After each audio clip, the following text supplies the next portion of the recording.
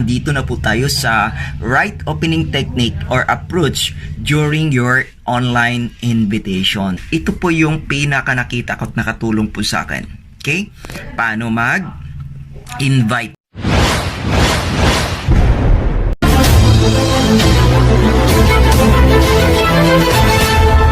So hi guys, good morning, and this is once again Coach Arnold. So andito na po tayo sa right opening technique or approach during your online invitation. Okay? So pwede nyo po ito i-edit na swak po doon sa situation po ninyo. Pero ito po yung pinaka nakita ko at nakatulong po sa akin. Okay?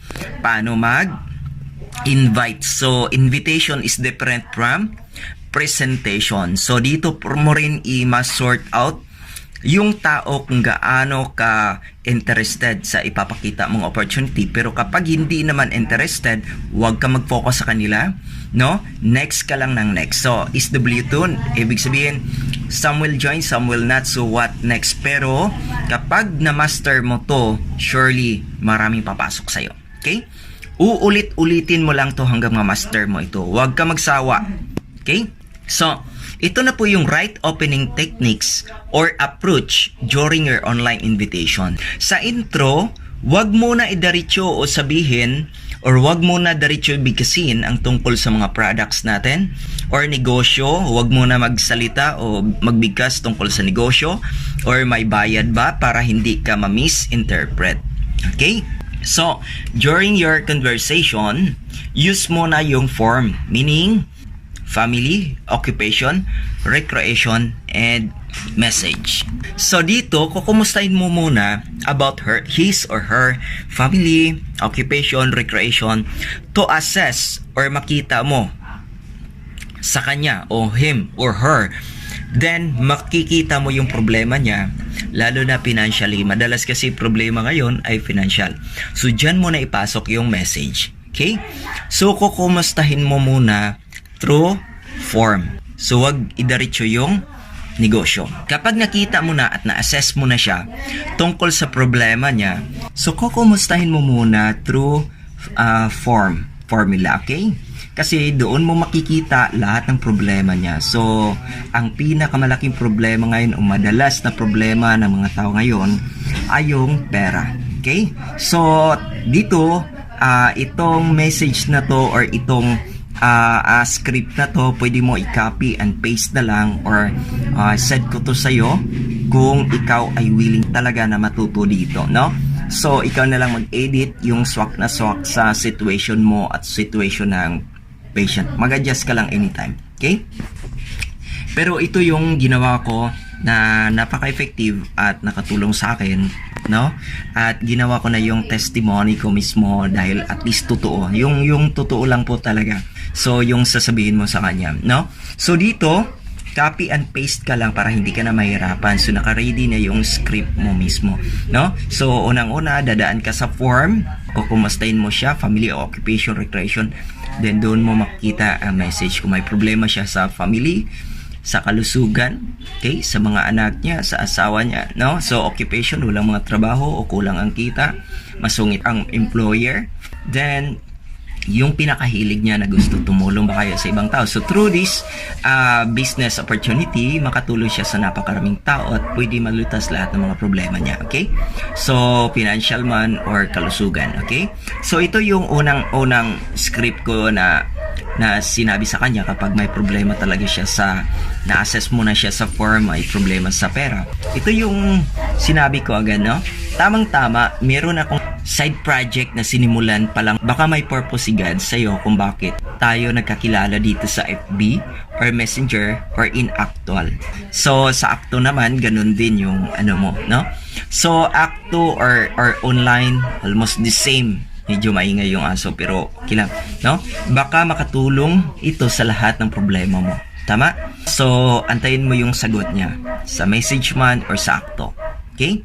So now, the next mong said sa kanya, proven and tested na ito, marami na ang natulungan at kung pagtulungan natin, pwede tayong kumita ng milyon sa loob ng isang taon or even 2 years sa legal, moral at ethical na pamamaraan. So, antayin mo na naman yung sagot. niya. Ito namang stanza na to, wag yung masyadong mahaba yung i-send mo sa kanya. Okay? Ito yung totoong proof ko or ito yung totoong nangyari po sa akin. Kaya ginawa ko lang sample at pwede mo to i-edit kung maipasa ko to sa'yo. At i-master mo lang talaga. No? So, wag lahat na kopyahin mo tapos i-paste mo sa messenger niya. Then, i-send. Yung by paragraph lang po. Ito by paragraph. Okay? So, ito naman. So, ito next mo isi-send sa kanya. Dito po namin nasubukan ng apply namin kumita ng 30,000 to 32,000 sa loob ng isang araw. At dito ko rin na-prove sa apply ko na kumita ng 4 million sa loob ng 2 taon. Napakaganda kasi 2 taon, no? So kung nangyari sa kanila, mangyari din sa atin, posible, no? Nagsimula lang po ako dito nang nangutang sa umpisa. Hindi ko akalain ganito pala kalaki ito ngayon. So, at na-prove ko rin na kumita more than 400,000 doing part-time sa negosyo at nakalikom ng more than 1 million sa aking strong side. So, yun po ang message ko kasi yun ang nangyari sa akin. At least totoo, the next mong isend sa kanya, ito na paragraph. Okay? Handa ka na ba malaman ito in just 5 minutes? Are you willing to know this? Okay? So, yun po, inintay ko yung sagot niya. Pero kapag wala ka pang kung baga wala ka pang resulta, pwede mo gamitin yung testimony ni upline. Okay? Santayin mo yung sagot niya. Now, handa ka na bang mag-set aside ng kahit 5 minutes para sagutin ang mga ilang katanungan natin? No, so dito naman, i-sort out mo siya ulit kung gaano siya ka-interested sa ibibigay mo o i-share mo na opportunity. So kapag hindi siya interested, huwag ka magtagal sa kanya. Huwag mo sayangin yung oras mo sa isang taong hindi magbigay sa iyo ng value. Okay? Para sa negosyo mo. So next ka lang ng next, kaya everyday magdagdag ka ng 2 to 4 people na pwede mo i-chat everyday. So, ngayon, nag-target po ako ng 5 to 10 people na makausap through online, no? So, gamit itong opportunity na to o itong script na to. Okay? So now, pag may sagot na po siya, send mo tong paragraph na to, sabi, try to open your heart and mind muna. Ha? Malay mo ito na ang sagot sa lahat mong hiling ni God. Tama? So, antayin mo yung sagot niya na naman. No? Pag may sagot na, send mo to sa kanya. Answer mo lang, short message siya. Then, wait for the answer na naman. Okay? Yan ang number 5, no? Na paragraph. No? Then, may tanong lang po ako sa iyo saglit. Ito na naman ang isend mo. May tanong ako sa iyo saglit. Okay lang ba sa iyo? Para malaman ko kung paano din kita surely matulungan lifetime dahil dito. Okay lang po ba? Antayin mo yung sagot. Another sorting out na naman yan para malaman mo kung ma-trace mo talaga kung gaano ka lalim yung interest niya na makinig sa opportunity mo. Okay? Ito na naman ang next mo na i-send sa kanya pag may sagot na siya. Kung kikita ka ng 10,000 pesos doing part-time na hindi na masagabal ang iyong ginagawa mo ngayon, no? Doing part-time doing part-time, gaano kaya kalaki ang maitulong nito sa iyo at sa pamilya mo. Okay? So yan po ang isend mo sa kanya at antayin mo yung sagot. Okay? Pag may sagot na po siya, next mong i-send sa kanya, no? Next mong i-send is, alam mo ba kung ano ang ibig sabihin ng temporary income and passive income? Itong paragraph na to, send mo na naman sa kanya. So, antayin mo yung sagot. Surely, hindi niya yan alam. Okay? So, ikaw na magpapaliwanag. Next, pag may sagot na, send mo to sa kanya. So, copy and paste lang. Alam mo ba na ang temporary income ay ibig sabihin no work, no pay? No? Kung wala kang trabaho, wala kang kita. No? O kung wala kang sales sa negosyo pa yon, kung hindi ka nag-open, wala ka rin kita. 'Di ba? So wala kang benta, wala kang kita. So yun ang temporary income o traditional type of income. Okay? So ibig sabihin, pilitin mo talagang magkaroon ng work or benta sa traditional o temporary income. Tama ba? So yun po, antayin mo yung sagot niya. Tama ba kaya o hindi? No? So ito yung next na paragraph na isend mo sa kanya. Ang passive income po ay kahit tulog ka o namamasyal ka, may kita ka pa rin. So ito yun, dito nakikinabang ang mga mayayamang tao. 'Di ba? So kahit namasyal sila, nagtutor sila, no? So sa passive income sila nakapasok. Kaya iilan lang po ang nakaalam ng passive income. Kaya iilan lang po yung mga mayayaman. So kung ikaw ang papipiliin, saan ka sa dalawang income na gusto mong maranasan habang malakas at ma-enjoy mo pa yan? Okay? So antayin mo yung sagot. Yung temporary income ba or passive income? So antayin mo yung sagot niya. Then kapag may sagot na po siya, syempre pipilian niya yung passive income, 'di ba?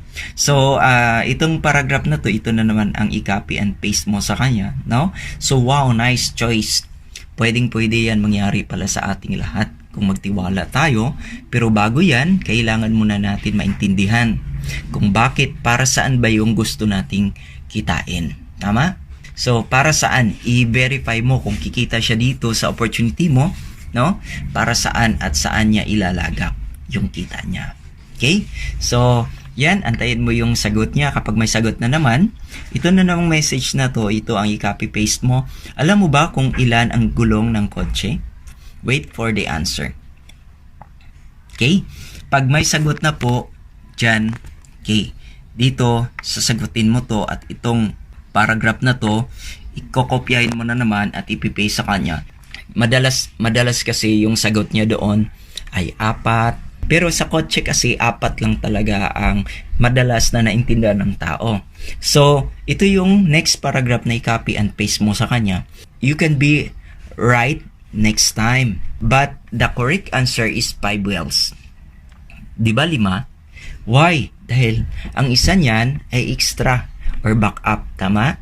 Para anytime kung masiraan man ng gulong sa haba ng daan papunta doon sa iyong destinasyon, may pamilit o extra gulong kaagad to be used at makakarating ka kaagad papunta doon sa gusto mong paruroonan. Tama? So, wait for the answer na naman. Kapag may sagot na po siya, dyan ka, itong paragraph na ito na naman i-send mo sa kanya. Ganun din po sa ating hanap buhay. Sabi ng mga eksperto at successful na mga tao, huwag po tayo umasa sa isang source of income lang. Dahil kapag mawalan man yung isa, may pamalit or extra income agad na pwede pamalit sa pwedeng mawawala nating income. Tama? Paantayin mo na naman kung anong sagot niya. Okay? Dahil dyan, ito, mina-mindset mo na siya dito. Okay? So, itong kopya na to, hindi ka mahirapan kasi i-copy and paste mo na lang. No? The next mong kokopyahin at ipipaste sa messenger niya, ito na naman. Pabor ka ba dito sa halos lahat ng tao ay gusto umasenso? Gusto umangat ang buhay at aminin mo man o hindi, isa ka doon sa gustong umangat. Tama ba? So, i-verify mo sa kanya. So, wait na naman ang sagot. Pag may sagot na, okay, dito naman tayo. Tandaan po natin palagi na kung wala yung mga negosyante, walang trabaho ang mga empleyado. Tama po ba? So, antayin mo na naman yung sagot niya. Okay? So, dito, number 18, kung walang negosyante, walang trabahante. Tama ba? So, wala ding trabaho. So, kung walang trabaho, wala ding kita or income. Or parehas lang po yan, walang sahod, walang income. No? So, kung walang sahod, walang kita, walang pera. Tama ba? Kung walang pera, walang pambili para may pagkain ang pamilya. Tama po ba? So, wait for the answer. Kapag nasagot mo na yan, the next mong kukopyahin or send sa kanya ito ng paragraph na to. Okay? Kung ikaw ay pabor niyan sa itaas at kung ikaw ay papipiliin sa na-observe mo sa panahon natin ngayon, no? Sino ang may pinakamalaking savings o pera sa bangko? 'Di ba mga mayayaman lang or mga negosyante? No? So, at sino naman ang may mga mas nakatulong sa napakadaming tao para magkaroon sila ng trabaho? 'Di ba mga negosyante? So dito malalaman mo kung yung iyong kinausap ay interested talaga or yung kinausap mo ay talagang willing talaga matuto. So wait for the answer. Then number 20 na i-copy and paste mo sa kanya kung may sagot na. Kung ikaw ang papipiliin, saan dito sa dalawa ang mas maganda ang kita at mas mabilis umasenso or kikita ng mas malaki? Isang negosyante ba or isang trabahante? So wait for the answer. Diyan na sort out mo yan siya dandahan. Okay? So then, pag may sagot na po, sasabihin mo sa kanya, tama ka.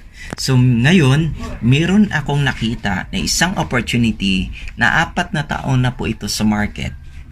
No? At nakatulong sa akin at sa mga kasama ko, ginawa namin sa loob ng 1 taon at kumita minsan or madalas, no, ng unlimited nakita na 100 or 200 or 1,000 or even up to 2,000 pesos sa loob po ng 1 araw. Okay? Pagkatapos niyan, ito na naman ang ika-copy and paste mo separated dito sa taas. Okay?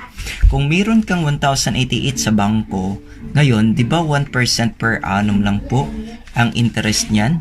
So, only 10 pesos 88 ang tubo per year. Tama ba? So, kung ikaw negosyante at mga ngapital ka ng 1,088 pesos, saan tutungo yung 1,088 pesos? Di ba matagal na tayong mayroong 1,088 pesos pero or hindi tayo kumita ng mas maganda? No? So, kayo na lang ang magdagdag niyan. So, wait for the answer.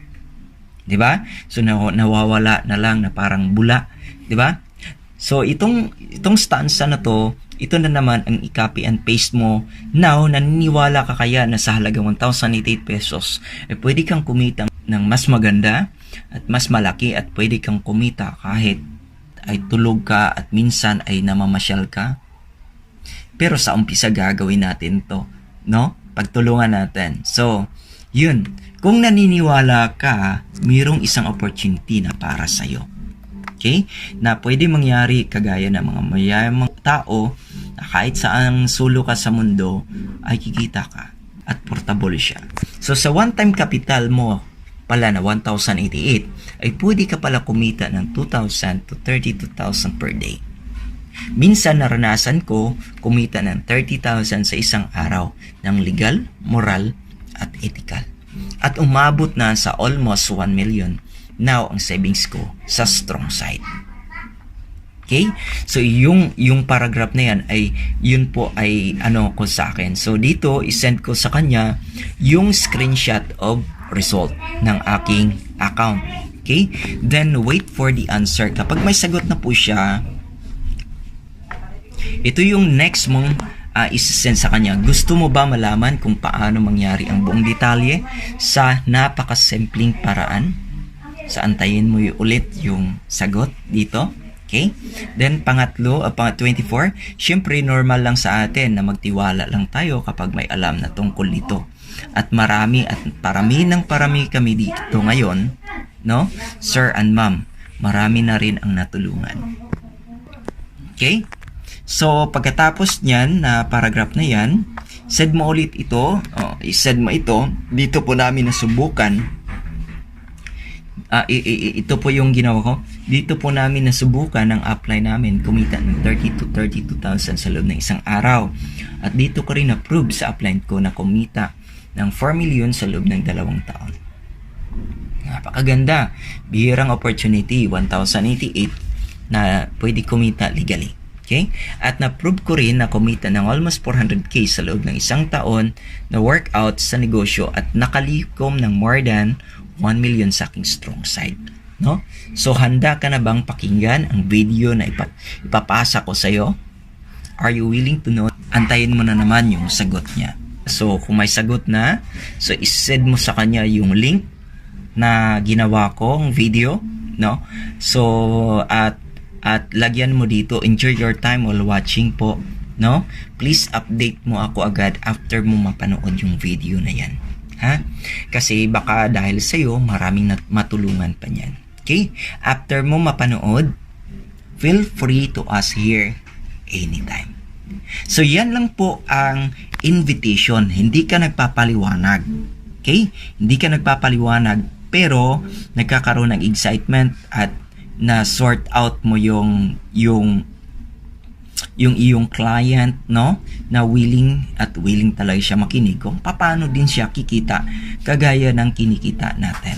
Nung kinikita ng iba. So during the invitation, kailangan may tamang tee up, no? So from your upline, kung paano mo ipapakilala doon sa iyong client, no? So kailangan may tamang tee up para ganahan naman yung client na makinig ng video presentation mo. So just like for example, is-send mo na yung video sa kanya. So yung magpapaliwanag niyan ay dating, like for example, dating housewife, may 2 anak, naranasan niya naghirap dati, no? So talaga ngayon marami na po siyang resulta, at dati ay part-time ginawa niya, ngayon nagpo-full-time na po siya. So ganun po. Then pwede mo gamitin yung si upline or mentor mo na dating registered midwife po yan o nursing grad, no, na dati nagpa-part-time lang sa Plus Up, ngayon ginawa na niya ng full-time, at ngayon kumita na po sila ng napakaganda at hindi sayang yung effort nila. So yan po ang mga trainers natin na pwede makatulong sa'yo para maipaliwanag ng maayos business opportunity.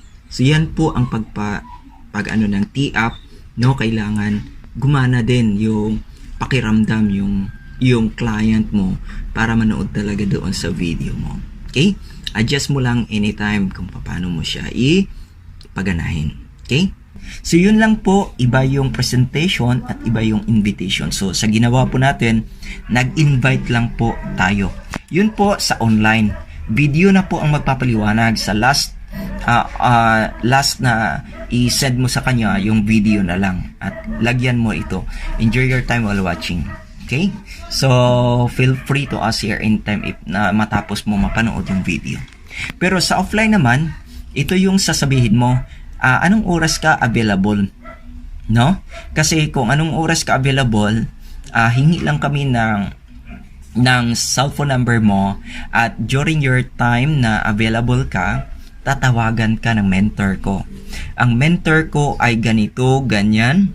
Ito, yung itong upline ko, ganito, ganyan. So, marami siyang natulungan na, kumita siya ng ganito. So, kailangan may tamang tee up para ganahan naman yung client na makinig. So, yan po ang mga ginagawa po natin sa offline para hindi ka ma-misinterpret. At kung mayroon ng presentation na mawala itong COVID crisis o mayroon ng gatherings ulit sa mga opisina natin o branches, no? So, pwede mo sabihin na kung bakante ka sa oras na to, pwede mo malaman sa office, no? Libre po ang business training, libre po ang presentation, wala kang babayaran.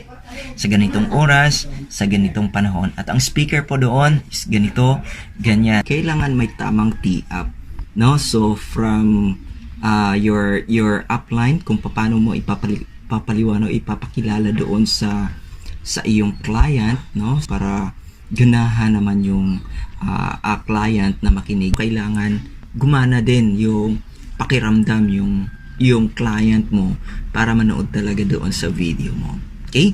Adjust mo lang anytime kung paano mo siya ipaganahin. Okay? So, ganun lang po sa offline. Hopefully ay nakatulong itong video na to na magkaroon ng sarili mong script, or pwede mo gayahin at i-adjust mo na lang from time to time. Okay? So, yun po. God bless and more power.